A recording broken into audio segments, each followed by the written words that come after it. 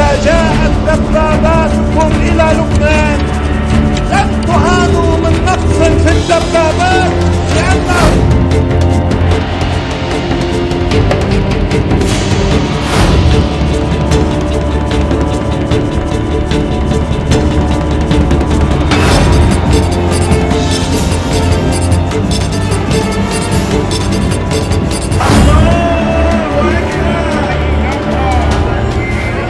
अभी तक तो ये देखने को मिल रहा था कि हिजबुल्ला एफपीवी ड्रोन के जरिए एक एक जगह जहां इजरायली सैनिक छिपे हैं या फिर उनका मरकबा टैंक खड़ा उसे उड़ा रहा है, और अब हुल्लम खुल्ला उस टैंक पर सवार होकर उस टैंक को चलाने वाले इजरायली सैनिक के साथ साथ उसके साथियों को घसीट कर बाहर निकाल रहा है। जी हाँ, इसकी पहली वीडियो सामने आई जिसमें दावा किया जा रहा है कि इजरायली सैनिकों पर कहर बनकर टूटे हिजबुल्ला के लड़ाके कब्जा कर लिया मरकबा टैंक पर और बुरी तरह से उसे कूटा गया है।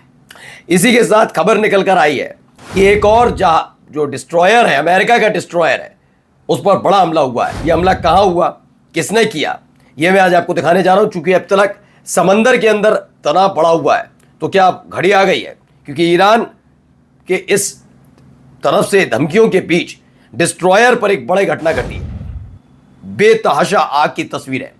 और तो और खबर भी निकल कर सामने आई कि कैसे झुलस उठे हैं डोनाल्ड ट्रंप। कहाँ ये क्या हुआ, ये क्या हुआ है, जरा एक एक तस्वीर दिखाऊंगा और कई और महत्वपूर्ण खबरें भी हैं।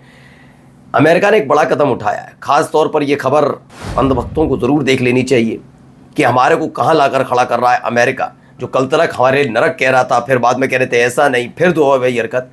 तो क्या किया जा रहा है अमेरिका की तरफ से, वो भी दिखाता हूँ। नमस्कार, मैं हूं प्राजल गौतम और आप देख रहे हैं the live TV. The live TV, सच सबसे आगे। पहले ये खबर आई है, देखिए खबर देखिए। इस वीडियो में क्या दावा है बताता हूं, पहले देखिए। إذا جاءت دباباتكم إلى لبنان لن تعانوا من نقص في الدبابات لأنه لن تبقى لكم دبابات. वो खींच के ले गए। ऐसे में क्या दावा है, दावा पहले बता देता हूं। According to the post, Hezbollah fighter reportedly captured Israeli soldier and removed them from military vehicle. The message shows approval and support for this alleged action. दावा किया जा रहा है हिजबुल्ला के जो फाइटर्स हैं, लड़ाके, उन्होंने न केवल इजरायली सोल्जर्स को पकड़ा, उन्हें घसीट कर ले गए और उनके मिलिट्री व्हीकल जो एक पूरा टैंक दिख रहा है उस पर कब्जा कर लिया है। यानी कि अब ताकत लगातार बढ़ती हुई नजर भी आ रही है हिजबुल्ला की, जो अब तक एफपीवी ड्रोन के जरिए ये सब कर रहे थे, वो आगे बढ़कर कुछ इस तरह से अटैक कर रहे हैं। अब देखिए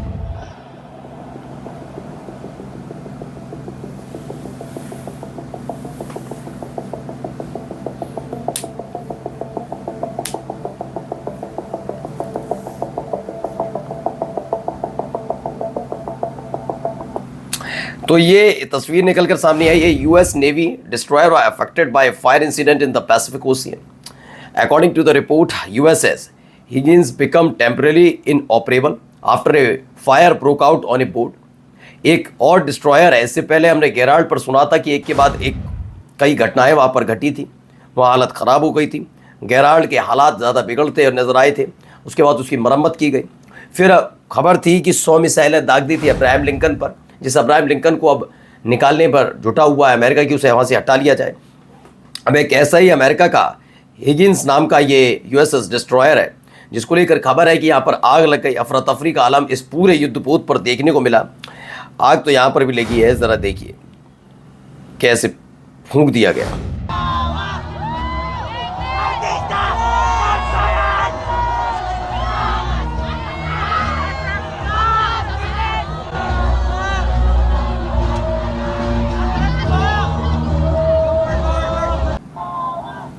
तो ये ट्रंप है और ट्रंप के साथ साथ नेतन्याहू। ये ड्यूरिंग मिड डे डेमोन्स्ट्रेशन इन मनीला में ये पूरा का पूरा प्रदर्शन हुआ है, जहां पर ट्रंप और नेतन्याहू के पुतले फूंके गए। यानी एक देश से दूसरे देश तक इतनी नफरत नेतन्याहू और ट्रंप के खिलाफ। इससे पहले नेतन्याहू की पत्नी ने बताया था कि उनके बेटे को और उनको जलालत झेलनी पड़ती है। लोग कहते हैं तुम नेतन्याहू की पत्नी हो, फिर तुम्हारा बाप नेतन्याहू है। हाल ही में 2 दिन पहले अभी ट्रंप की जो पोती है उनका एक स्टेटमेंट आया एक पॉडकास्ट में। उसने बताया कि मेरे कुछ लोग आए मेरे पास, वो जानते थे कि डोनाल्ड ट्रंप मेरे दादा हैं, और मुझसे आए कहते थे तुम्हारा दादा बड़ा गंदा आदमी है, मुंह पर कह के चले जाते हैं, जबकि मेरे दादा इस समय अमेरिका के राष्ट्रपति हैं फिर भी। यानी सोचिए इनके घर वालों को जलील होना पड़ रहा है। यही नहीं, जब ईरान में प्रदर्शन शुरू हुए थे तो हमने देखा था खामनेई साहब की तस्वीर के साथ, पजेश्किन साहब की तस्वीर के साथ, ईरान के झंडे के साथ क्या हो रहा था, मैंने दिखाया था ना आपको।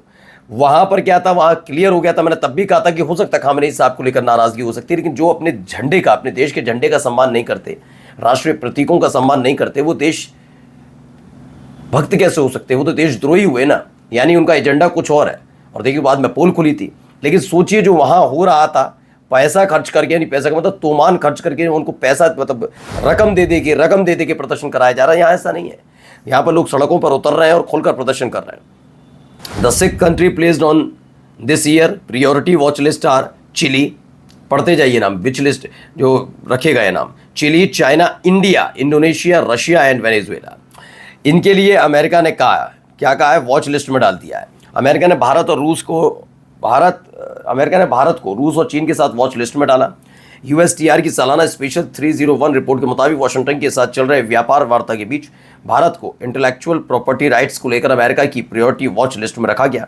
भारत के अलावा इसमें चीन, रूस, चिली, इंडोनेशिया, वेनेजुएला का नाम है।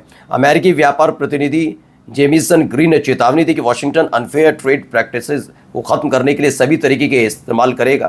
तो ये भी खबर है। अब आइए हिजबुल्लाह का अटैक।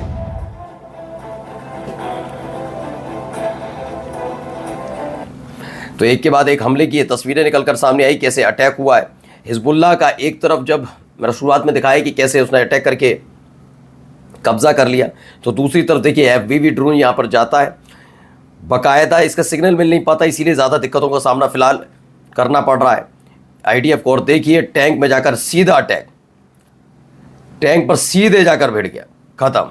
इस FPV ड्रोन ने सबसे ज़्यादा नुकसान फिलहाल पहुँचा रखा है, इसी ने हल्का मचा रखा है।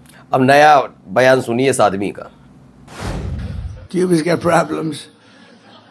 We'll finish one first. I like to finish a job. On the way back from what we'll do, on the way back from Iran, we'll have one of our big, maybe the USS Abraham Lincoln aircraft carrier, the biggest in the world. We'll have that come in, stop about 100 yards offshore, and they'll say, "Thank you very much. We give up." अब देखिए इसमें क्या दावा किया जा रहा है। Iran ने USS अब्राहम लिंकन के लौटते समय हम तुरंत क्यूबा पर कब्जा करेंगे, क्यूबा की समस्या है, हम पहले एक समस्या को ख़त्म करेंगे, मुझे काम ख़त्म करना पसंद है। ईरान से लौटते समय हमारे पास अपना USS Abraham Lincoln aircraft carrier होगा जो दुनिया में सबसे बड़ा है। हम उसे अंदर आने देंगे, तट से करीब 100 गज़ की दूरी पर रुकेंगे और वे कहेंगे बहुत बहुत शुक्रिया, हम हार मानते हैं। ये हरकत इस आदमी की है। सोचिए दुनिया में क्या बना दिया है, मतलब तमाशा बनाया। और चाहिए क्या नोबेल पुरस्कार शांति का। खैर, जर्मनी में 5000 सैनिकों को वापस बुलाएगा अमेरिका। ईरान युद्ध की वजह से नाटो देशों के बीच मतभेद बढ़ता जा रहा है। इसमें जर्मनी ने भी आलोचना की थी, उसके बाद ये जर्मनी के चांसलर से नाराजगी हुई थी और उसके बाद अब 5000 सैनिकों को वापस बुलाने का ऐलान किया गया। इन 5000 सैनिकों को वापस बुलाया जा रहा है। और जाते जाते खबर ईरान से भी जरा देखिए।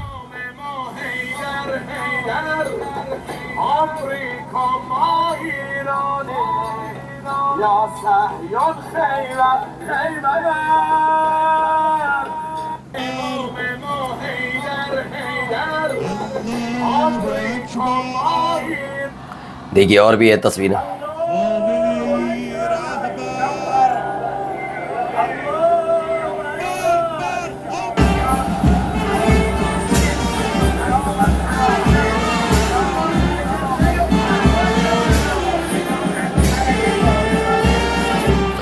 तो हजारों की तादाद में ईरानी एक बार फिर से उतरे, देखिए जिस तरह।